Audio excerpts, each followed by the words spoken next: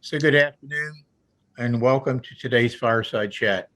My name is Patrick Gall and I'm the Executive Director of the National Technology Security Coalition, the only organization exclusively focused on representing the voice of the Chief Information Security Officer in Washington, D.C. Today we are joined by two distinguished guests. First, retired Rear Admiral Mark Montgomery, the former Executive Director of the Cyberspace Solarium Commission, and today a senior director at the Center of Cyber and Technology Innovation and senior fellow at the Foundation for Defense of Democracies. Admiral Montgomery is also the executive director of the CSC 2.0 project, which we will explore during today's conversation. Joining the Admiral is NTSC board member Jamil Farshchi, the Chief Information Security Officer at Equifax. Before we begin, a few housekeeping items. We will be setting aside some time at the end of this session for Q&A. So if you have a question, please feel free to enter it into the chat function at any time or raise your hand when we enter the Q&A session. Jamil and Admiral Montgomery, I am delighted to welcome you to this fireside chat. And now it's my pleasure to hand things over to Jamil. Thank you, Patrick. I appreciate it. I'm super excited about this, to be joined by Admiral Montgomery. He's been an incredible servant to the public, and I view him as the engine behind a tremendous amount of the progress that we've seen in DC. So outstanding work there. And so honestly, this is the highlight of my week, and getting to gain insights from Mark and geek out a little bit. So we've got some breaking news that came out just earlier today regarding the massive omnibus bill. So it included $2.59 billion funding for CISA. It also highlights the reporting requirements for organizations around critical infrastructure, and it looks like it's a meaningful amount of progress. Can we start off with that, Mark? Sort of give me your insights, and how does that impact cyber professionals? Well, thanks, Jamil, and thanks, Patrick, for hosting this. I think this is a very useful conversation because your group is, really the kind of the heartbeat of the private side of the public-private collaboration. You're right. The omnibus bill is a big deal. It's a big win from the Solarium's point of view. It's in a lot of ways, it's exactly what we asked for. That first, that $2.59 billion for CISA. I'll put this in context. Their budget was $2 billion for this year, for 21. Well, for the year that's ended 21. The DoD. The president asked to increase it $2.1 billion, which was a 6% increase. And ironically, at this moment he said, I'm really prioritizing cybersecurity. This was the least increase of any federal agency inside DHS and one of the smallest increases across the government. But still, it was an increase. But the Congress took, we'd given a lot of recommendations for about $2.5 billion in changes. Well, the House came up with about a $2.42 billion plan. The Senate came up with a $2.48 billion plan, and they did what I call a highest common denominator. They added all the stuff they both had, which was about $400 billion in our stuff, plus about 400 million, about 90 million of stuff that was in one bill or the other. So you ended up with a almost $2.6 billion bill, $2.59 billion bill. And what that is basically about a 27% increase. That's about all I'd ever let a federal agency grow. Otherwise you're burning dollars in a 55-gallon oil barrel. So they got it just right. And it plussed up the right things. Sector Risk Management Agency responsibilities, an extra 40 million there. Some of it for infrastructure security, most of it for risk management operations. This will help them across the 5 sectors that they play a principal role, and the 2 where they play a supporting role. In nearly half our sector risk management agency work is done out of CISA. And 130 million for the cybersecurity team extra, an extra 30 million for the infrastructure security team that looks at physical infrastructure of our national critical infrastructure, money for the cybersecurity review board, money for the advisory council, money for continuity of the economy planning, really good money, a lot of money for the joint collaborative the Joint Cyber Defense Collaborative, the JCDC, which, in our legal terms is the Joint Cyber Planning Office in the legislative terms. So really good money spread evenly and well across the CISA budget. Between this and the money they got in the infrastructure, the bipartisan infrastructure bill, where they got 300 or 400 or 400 or 500 very specific money for like response recovery and others, they're really doing well. The Scholarship for Service program, which is how they hire people into the government, did okay, got about 5% increase, but still that was good. Now, what was also in there was Title II of the Senate's, so the recently passed Senate Cybersecurity Act, which was FISMA reform, incident reporting, and FedRAMP reauthorization. And the House has pulled out, as kind of most of us predicted, the incident reporting and passed the Senate version as is. So it has what Senator Peters wanted in terms of the ransomware. It has some corrections from Senator Scott about the size of companies that have to do some of the reporting, particularly on ransomware. And it's really about attacks on critical infrastructure. And so I think this is a good bill. It still has the same liability protections it had. It has the same reporting requirements. I think this is a good bill, one that industry has gotten behind and will stay behind. And so I'm very comfortable that the House, and I guess they'll vote on it soon, maybe by Friday. Then it'll go over to the Senate. They've got to mix it with the confirmation process for the Supreme Court justice and a few other things. But I think they may finish this by March 15th. And I think they're going to do a very short continuing resolution to get themselves from the 11th to the 15th, kind of as a forcing function to vote early next week. But I'm not, Senator Schumer, Senator McConnell, so I don't want to speak, for all the things they got to balance. But I kind of think that's the time frame we're looking at. We could have these budgets locked in, and that's important. And I don't want to get into all the DoD things, but DoD operates more efficiently when they get all their money and not a monthly allowance. You don't buy things efficiently with a monthly allowance. So that's that's a very long description to say a very good omnibus approach, the best we could have hoped for. Yeah, I mean, look, it's an incredible amount of progress, but it didn't happen overnight. And so what I want to do is take us back to 2019, when the commission was very first founded and you were named the executive director. What were those first few days and weeks like with you at the helm? Well, I try not to remember all of it, but what I do remember is that I came away with the opinion that the words startup and federal government should never be used in the same line. It is just not a good place. And that's what we did. A federal commission is like starting up a small federal agency. It's hard to start. And I got fortunate. I was, basically working alone for about a month. It was me and the 14 commissioners. So there was a lot of sleight of hand as we started our meetings, but I was getting them background briefings. I felt comfortable just kind of taking good notes and getting the meetings together. And then I was able to bring two people on, two very talented people, one who was a content person and one who was a process person, and begin a talented team. What it did teach me was when you want to get something done in government, flat is useful. Keeping a flat, staying out of the pyramid organization that the federal government naturally falls into, will not allow you to move agilely and rapidly. And, from the very beginning, Representative Mike Gallagher, our co-chairman, said, we need to be agile. And then, Senator King's big thing is we need to be responsive to Congress. And if you want to do those two things, you have to be flat. Congress is exceptionally flat. The Senate Armed Services Committee, the Department of Defense kind of develops with about 2,000 or 3,000 people, develops a defense bill. The Congress does the same sort of oversight of it and really management of it with about 24 people. So they're extremely flat. You have to be, work across that. So that's what I kind of learned really quickly. Like all of us, find talent. And in the cyber world, that meant that my average team, when I did a finally assembled team of about, 25 people, and if you exempt me, the average age, was about 27, 28. And that's not the federal government's average age. And the federal government is not agile.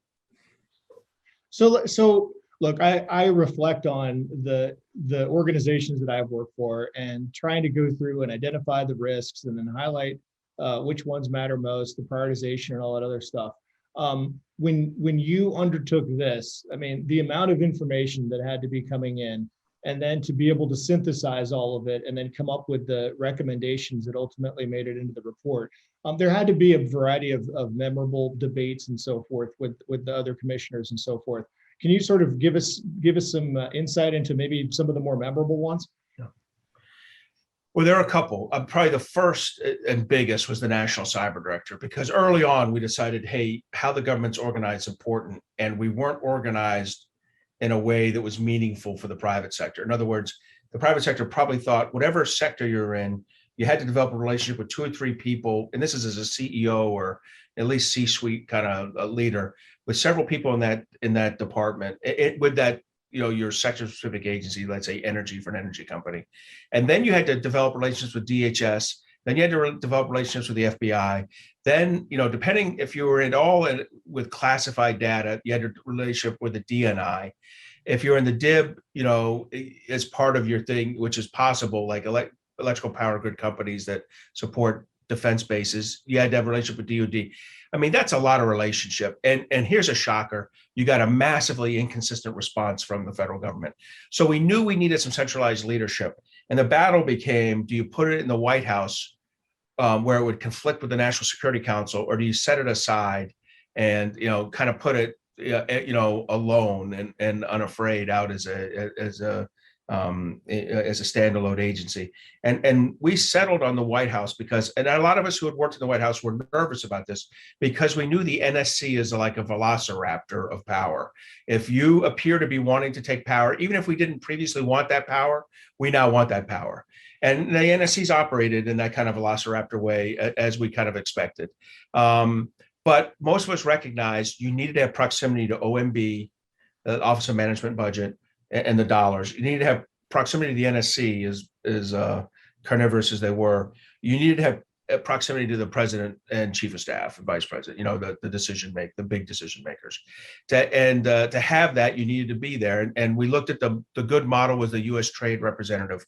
Now, the difference is, the NSC bites the U.S. trade representative, every couple months in the shoulder. I think they bite the NCD every couple weeks in the shoulder. They're just closer and there. But the big debate was, do you put the NCD in or outside the White House?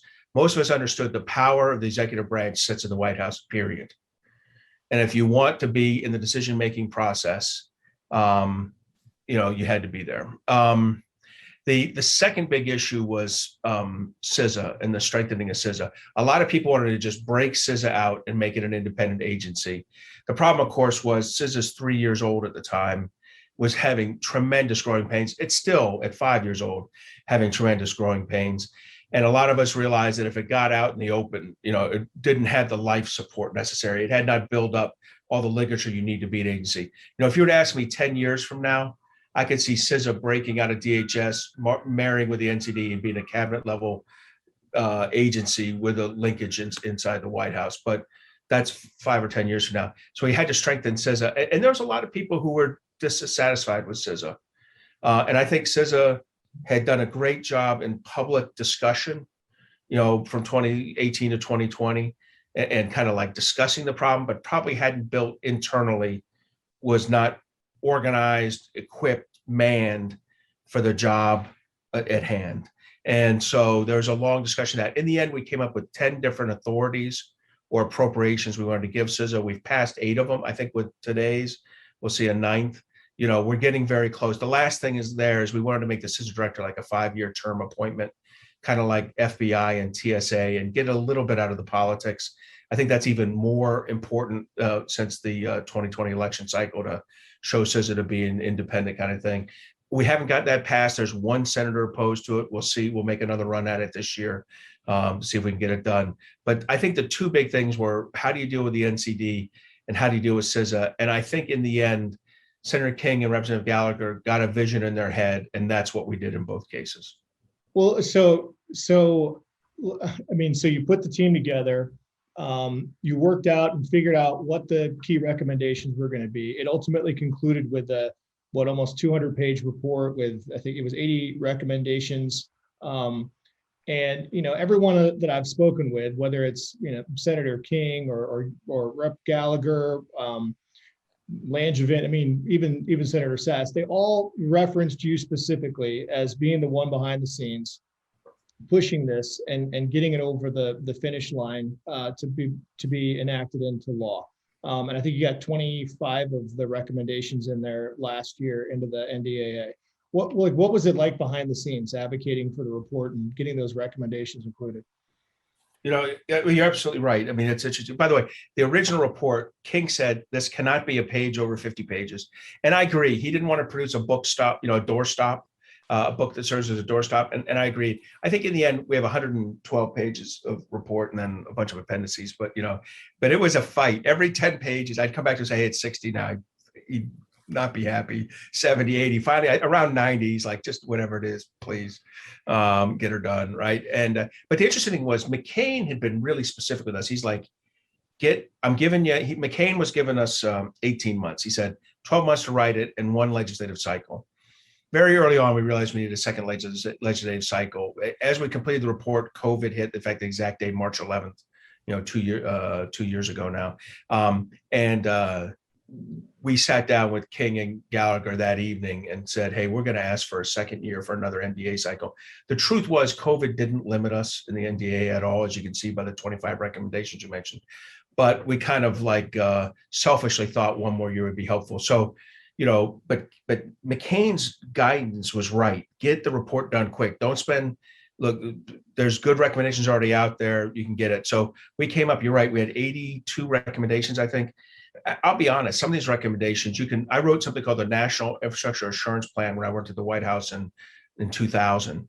This was the first, it's where we identified the idea of ISACs and the NIAC and Scholarship for Service and a bunch of the critical sector, the sectors that had come from a PDD we just written called Presidential Decision Directive 63.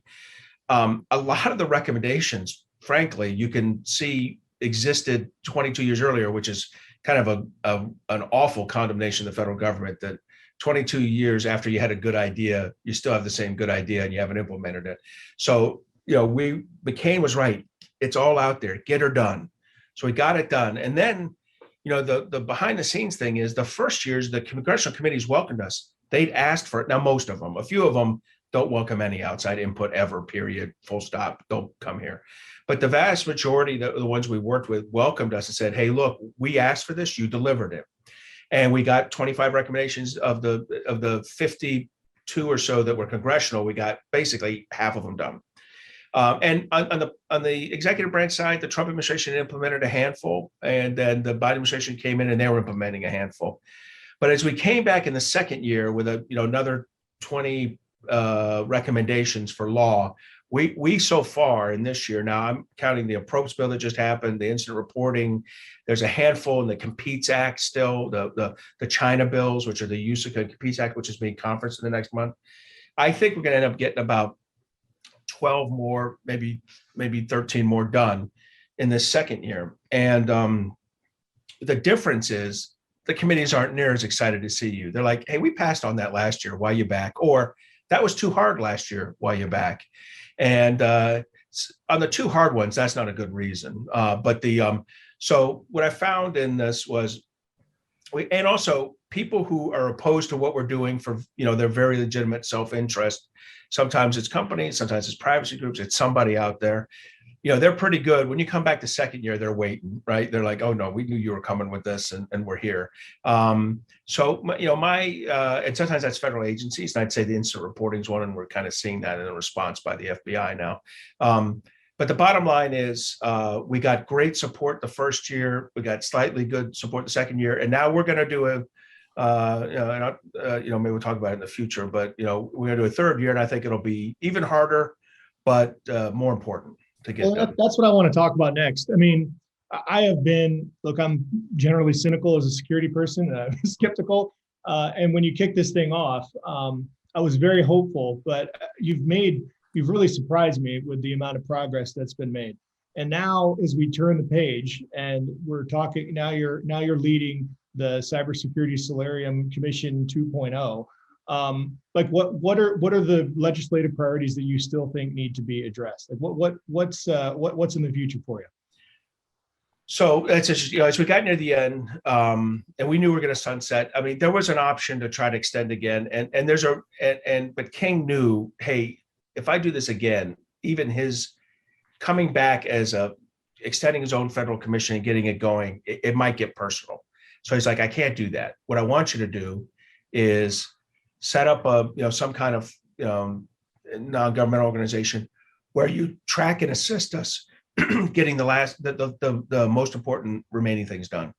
And a lot of low-hanging fruit was gone, but we did have some top legislative priorities that still need to be addressed. I mean, I don't think we're fully successful. I like to say, we're probably a good B right now, which is pretty good. A lot of commissions just end up Fs, even good commissions that do great report. I mean, the greatest commission ever, Simpson Bowles, beautiful report on how to maintain our debt at no more than $6 trillion.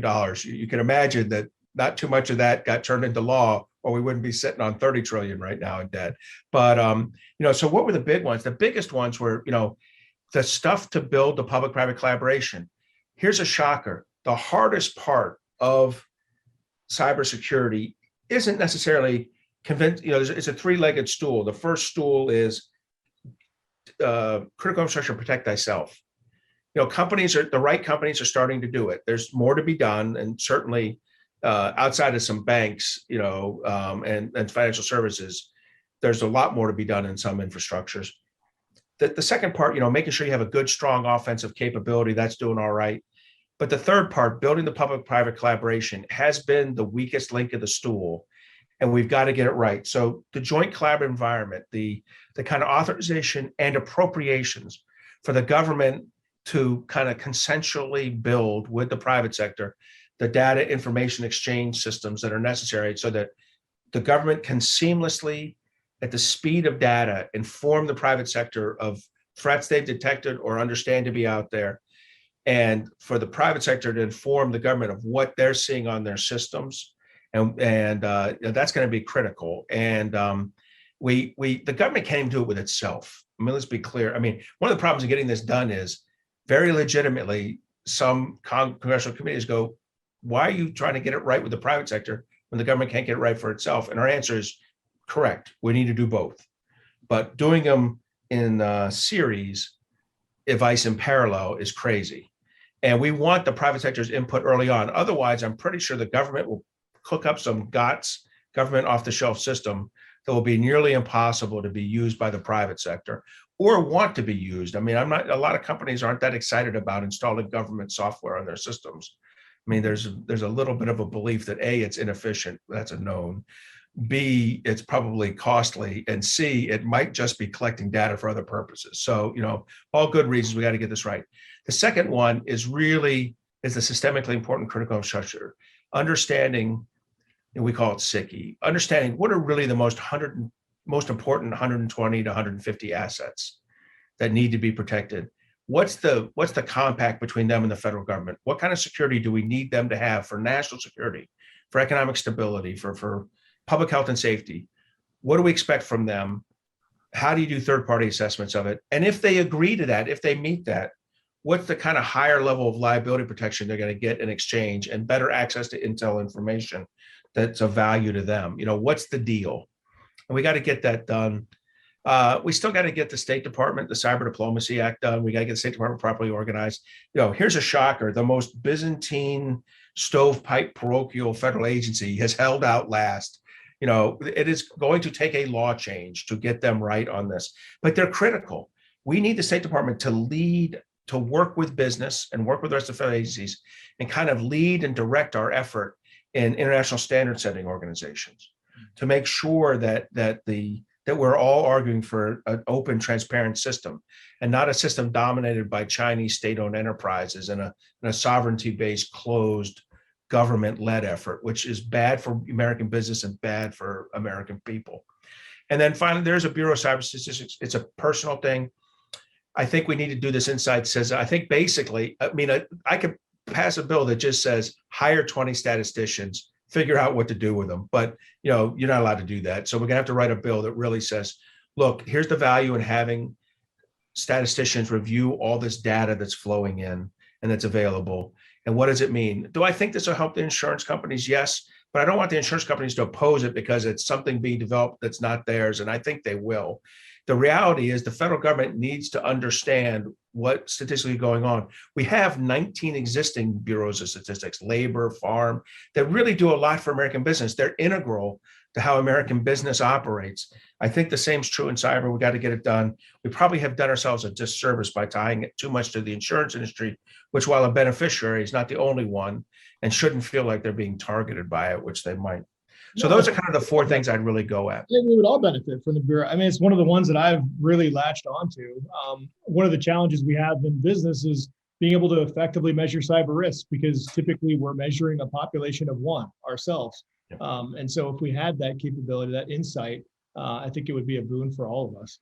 So we're sort of running out of time here. I got two more questions real quick. One, you've married up the CSC, you've brought it to FDD, the think tank. How is that partnership going to help accelerate the efforts of what you've been talking about and the spirit behind CSC?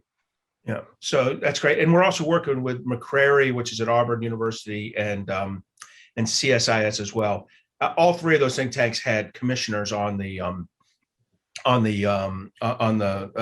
commission. FDD, unique among a lot of DC think tanks, is U.S. only funded, which is kind of important for the congressmen, as they attach to it. But FDD's been good in terms of like providing a lot of in-kind support. We needed that to get it started. I couldn't go through another new startup. I just wasn't going to do that. So using FDD, basically, it took me about a week to transfer everything over, to get the people hired properly, to get the website moving, to do all the kind of things that are important, and post the legislation and everything. There's slightly different rules when you're a 501c3 than when you're a federal commission. I can do a lot more with the private sector. I can do a little less with the Congress, right? But I can still get done what I need to get done. FDD's Center for Cyber and Technology Innovation is, one of the two or three best cyber think tank, sectors, programs that we got going in the States. So it was an easy marriage, and it's going great. My biggest problem is,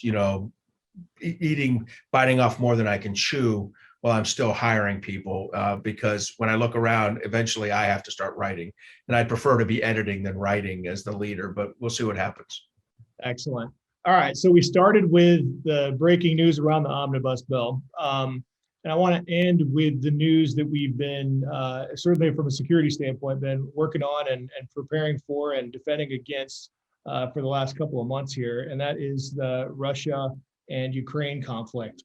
How has that conflict sort of changed your views of companies, what the government should be doing to help assist, the threat, the impact around critical infrastructure? What are your insights and thoughts on that? Yeah.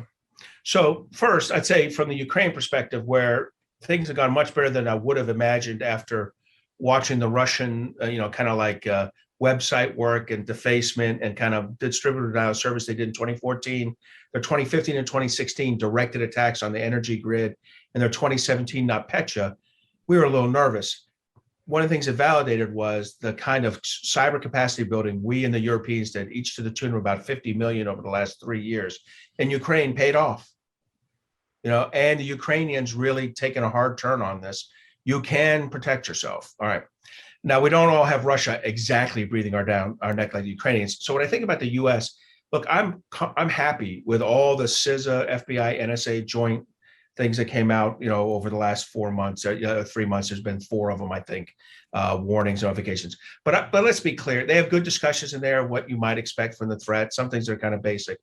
They all need an asterisk that says, and at the bottom of the asterisk says, if your company hasn't taken cyber resilience seriously for the last 2 to 3 years, you're screwed, right? You can practice some of this. What you really is it's warnings about how you set your rheostat. If your company's been investing in cybersecurity, the CISOs and the COOs and the CFOs have to decide that rheostat, the rheostat of efficiency versus security. And sometimes, when it's the right time of year, you got to put it towards efficiency. This was not that time of the year. It's the time of the year to set it towards reset. So minimizing access, limiting access, that inherent, there's almost no way that doesn't introduce inefficiencies. but it also introduces security. Controlling installs, software installs, ensuring patches are at the highest level of, at the most rapid level of installation.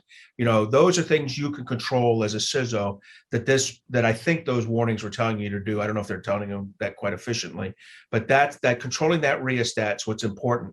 And I think it is critical. I think we have just done step one of really pissing Putin off. The first set of sanctions looked good. The president could sound strong. The Europeans were bleeding, but they really weren't bleeding his economy. Us not buying his oil bleeds a little. When we do the next step, which is either the Europeans of their own boycott, or we do sanctions, which causes a secondary sanction, which will cause the Europeans have to boycott the oil, that's when Putin really feels it. When he does that, his natural response is to come back at our companies. He can't do it with sanctions. He doesn't have the tools for that.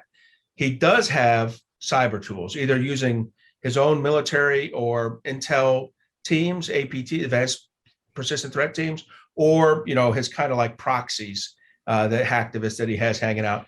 One of them is going to come at us, and the question is, do they come at individual companies to affect their business operations? That would be non-escalatory. Or does he come at like infrastructure and impact our public health and safety? That would be escalatory. We'll see what happens.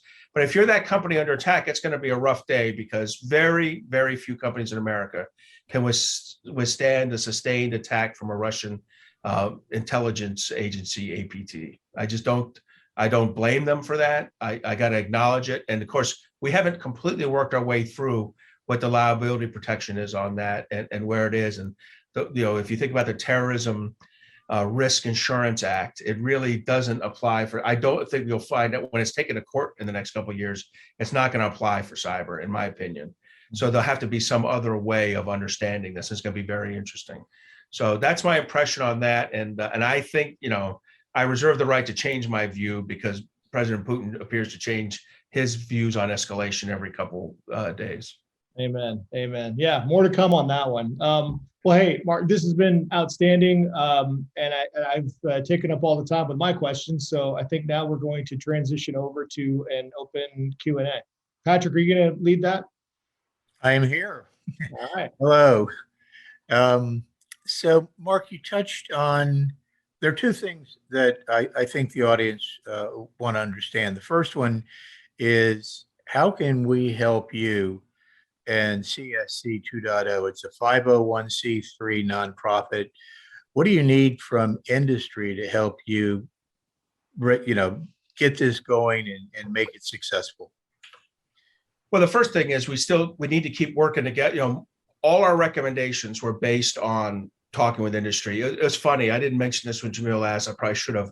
Like my lawyer shows up. I got to rent a lawyer from a federal agency, and he goes, "Hey, I don't have much time for you, but I'm going to give you one piece of advice here. You have a choice. You talk to every company that opens that door, or you talk to no companies that open that door. I'm not going to give you a company by company waiver, because I don't have time for you." So the obvious answer is I'm going to talk to every company. And so myself, or my number two, anytime somebody said, let's talk. Look, we learned a ton from that. We learned as much as we learned from talking to FBI and CISA and ODNI and DOD about the federal cyber, not just the cyber threat environment, but how you build the network together. So the first thing is we need to continue to work together. Ideas, thoughts, when you see something happening, like the Bureau of Cyber Statistics or other things, and you want to contribute to that, just reach in. And I've listed the issues we're working. I'll also tell you we're going to work water and federal cyber workforce, which I think has implications for the broader cyber workforce. And eventually we're going to get into maritime transportation security, which really makes me nervous. And, if you think Long Beach is backed up now, have a cyber hit, or just a PNT hit, which really they can't control, position, navigation, and timing hit, because those gantries aren't going to move without knowing exactly where they are. And as a lot of us know, that's a highly automated system that will go crazy bad if it were to lose that signal. Bottom line is a lot of stuff we're working. On a more kind of like macro level, or more micro level, we can use some funding. We've gotten funding from industry, gotten funding from foundations, but we're a 501c3 and can take some funding.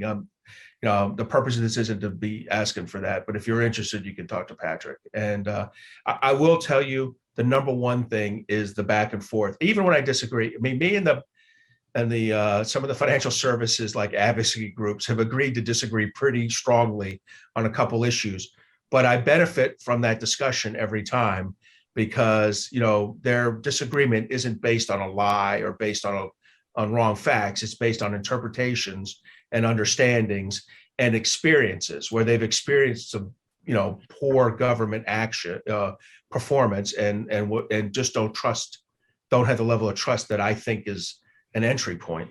So to me, it's that engagement's the number one thing, and I look forward to it. And Patrick, you represent your group well, and you've certainly stayed wired in with us, and that's important.